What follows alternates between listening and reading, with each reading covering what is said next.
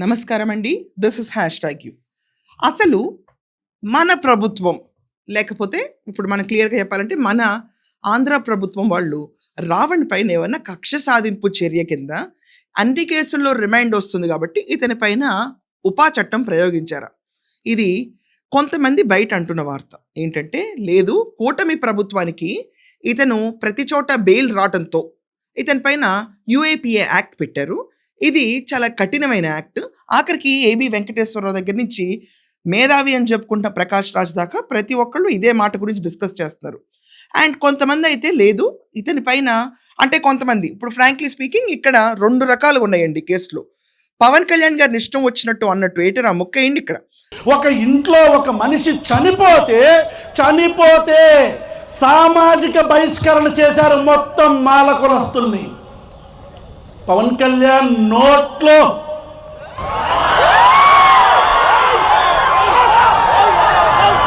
So ఆ మాటలకి జన సైనికులు కోపం వచ్చి కేసులు పెట్టారు. కానీ ప్రతి చోట బెయిల్ వచ్చినాయి. కానీ ఈ రోజు దాకా బెయిల్ రాకుండా అండ్ వచ్చే సంవత్సరం దాకా కూడా బెయిల్ రాదు ఇతనికి.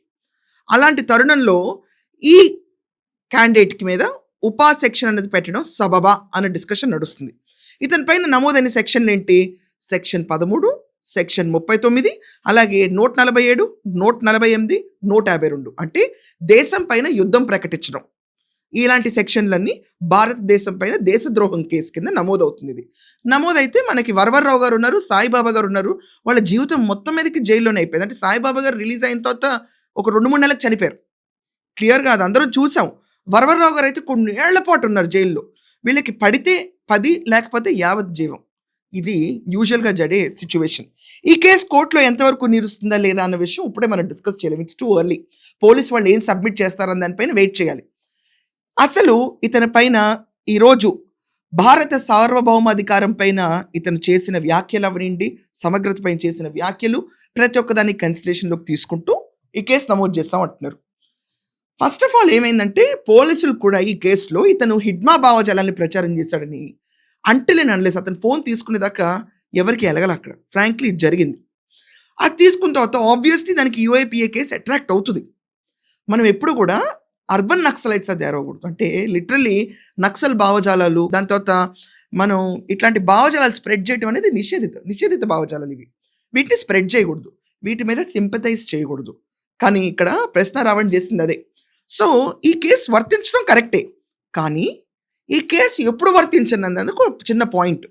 అంటే వీళ్ళు పెట్టిన కేసుల తర్వాత ఈ ప్రభుత్వం ఈ చర్య తీసుకుంది అంటున్నారు. కానీ దీన్ని రివర్స్ చేసి చూస్తే లేదు, ఈ కేసులు పెట్టిన తర్వాత అతను ఫోను సర్పవరంలో తీసుకున్నప్పుడు ఈ వీడియో బయటపడింది.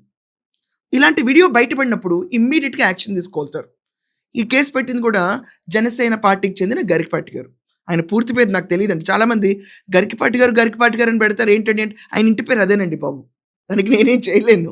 సో అప్పుడు ఉపా కేసు ఈయన పైన నమోదైన తర్వాత ఆయన ఇంటికి వెళ్ళి వెరిఫై చేశారు. ఇప్పుడు ప్రశ్నారావు ఇంటికి వెళ్ళి బచ్చలకూరి ఇంటికి వెళ్ళి మొత్తం వెరిఫై చేసిన తర్వాత సోదాలు చేసి దాంట్లో చాలా డాక్యుమెంట్స్ దొరికినాయి అంటున్నారు.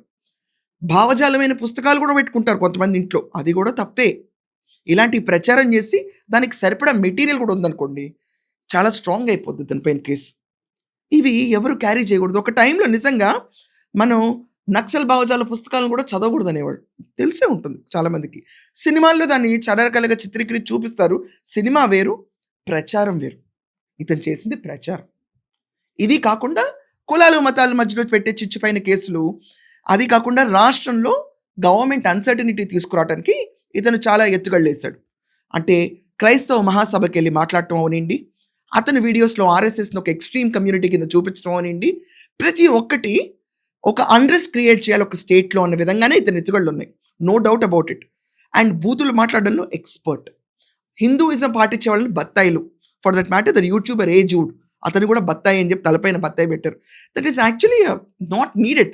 ఓవర్గా వెళ్ళిపోయారు వీళ్ళు. ఆ దెబ్బకి ఇతని పైన ఉపా కేసు నమోదైంది.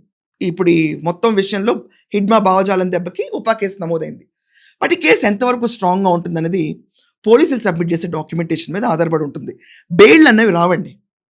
అతని జీవితంలో మళ్ళీ బయటకు వచ్చి నేను ప్రశ్నాజాలను నడుపుదాం అంటే మేబీ అది పాసిబుల్ కాదు ఈ కేసులో ఉన్న పరిస్థితికి.